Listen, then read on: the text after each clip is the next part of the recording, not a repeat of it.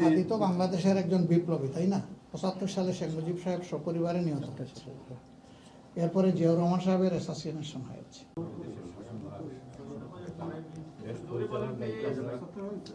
হ্যাঁ, আমি বলবো, পুষায় বলবো, বলেন। হ্যাঁ, আপনারা গ্রহণ করবেন। তো সেই ক্ষেত্রে এখন তো একেবারে সর্বসাম্প্রতিক যে চিত্র দেখা যাচ্ছে, আপনাদের সম্ভাবনা অনেকখানি এগিয়ে এসেছে।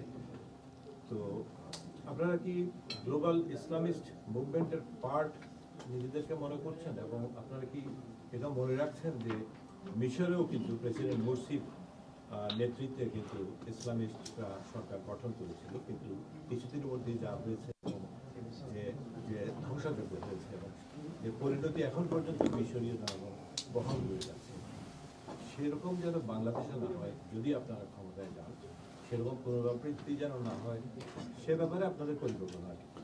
আলহামদুলিল্লাহ, উনি প্রশ্ন করেছেন যে আমরা এখন ইলেকশনের দ্বার প্রান্তে এবং জামাতে ইসলামী উইন করার একটা বিপুল সম্ভাবনা জেগেছে।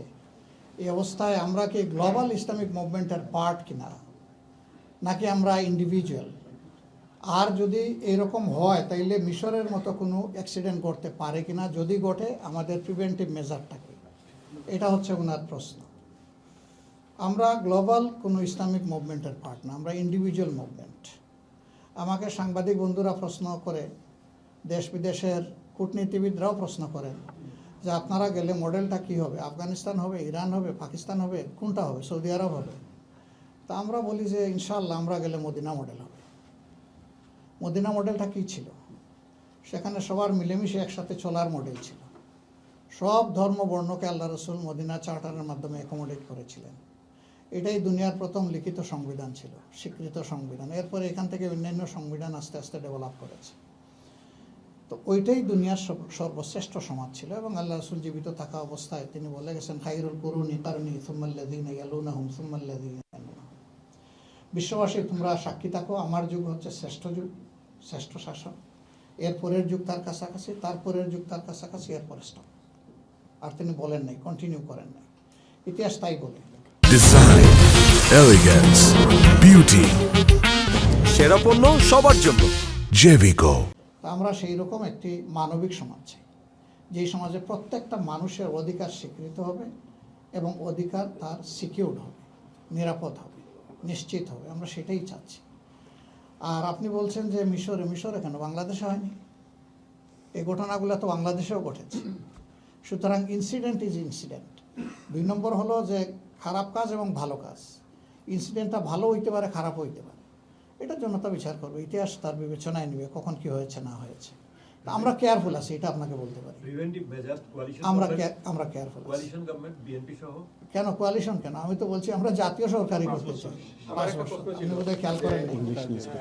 প্রশ্নের মধ্যে ছিল, আমি একটু জানতে চাই যে আমরা গতবার দেখছি যে এখানে খালেদা জিয়া ছিলেন, আপনার সঙ্গে ওনার একটি বৈঠক হয়েছে তারেক রহমানের বাসায়। এবার যেহেতু নির্বাচন এগিয়ে এসেছে, মানে অনেক স্পেকুলেশন শোনা যাচ্ছে যে তারেক রহমানের সঙ্গে এইবারের আপনার যুক্তরাজ্য সফরে কোনো সাক্ষাৎ হতে পারে কিনা, বা কোনো ধরনের আমার সময় নাই, আমি মাত্র একদিনের জন্য আসছি। সময় থাকলে কি সাক্ষাৎ হতো? এটা পরের কথা, নাই যেহেতু নাই। আমার একটা কোয়েশ্চেন ছিল, আচ্ছা, যে কি মাঝখান থেকে তারেক রহমান গত যে জনসভা করেছেন বিজয় দিবসের লন্ডনে, সেখানে বারবার তো তিনি আশঙ্কার কথা বলেছেন।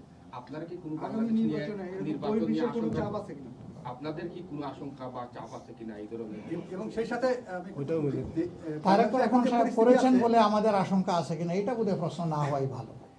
উনি ওনার জায়গা থেকে বিবেচনায় নিয়ে একটা আশঙ্কা ব্যক্ত করতেই পারেন, আশাবাদও ব্যক্ত করতে পারেন।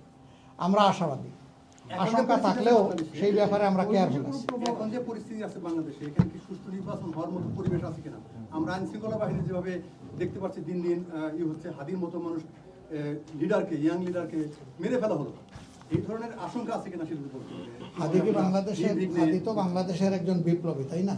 সম্মানিত বিপ্লবী, বিপ্লবের প্রতীক। তো দেখেন, আসলে অনেক দেশেই অনেক কিছু ঘটে। বাংলাদেশে কি ঘটেছে? ৭৫ সালে শেখ মুজিব সাহেব সপরিবারে নিহত হয়েছে। এরপরে জিয়াউর রহমান সাহেবের অ্যাসাসিনেশন হয়েছে। এই 2টা ঘটনা আমাদের দেশে বিশেষভাবে উল্লেখযোগ্য। তারপরে আরো অনেকগুলা ঘটনা এরকম ঘটেছে।